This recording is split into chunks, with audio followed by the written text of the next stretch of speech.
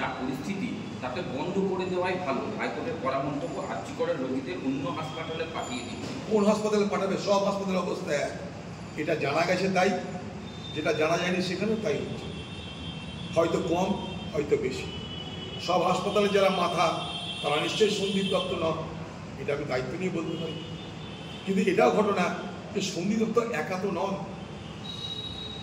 এটা পশ্চিমবঙ্গ নামক রাজ্যের যে প্রশাসন, সেই প্রশাসনের সৃষ্ট তিক্ত ফল। প্রশাসন আজ বাংলায় তৃণমূলের নেতৃত্বে এক বিষাক্ত বৃক্ষে রূপান্তরিত হয়েছে। বিষাক্ত বৃক্ষ যখন হবে, সেই বিষাক্ত বৃক্ষের ফল সুমিষ্ট হবে এটা ভাবার কোনো কারণ নেই। বিষাক্ত বৃক্ষের ফল বিষাক্ত হবে, তিক্ত হবে। তাই আজকে যাকে দেখতে পাচ্ছি সন্দীপ দত্ত, সে হয়তো আমাদের কাছে দৃশ্যমান, কিন্তু আমাদের থেকে দৃশ্যমানতার বাইরে বাংলায় যে অপরাধ জগৎ আজকে তৃণমূলের আমলে তুলে পেপে বড় হয়েছে, তার আকার আকৃতি অনেক বড়, সবটা আমাদের চোখের সামনে আসছে না।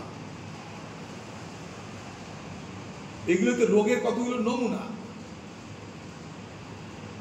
কতগুলো বহিঃপ্রকাশ। এই রোগ সারা বাংলাকে আক্রান্ত করেছে।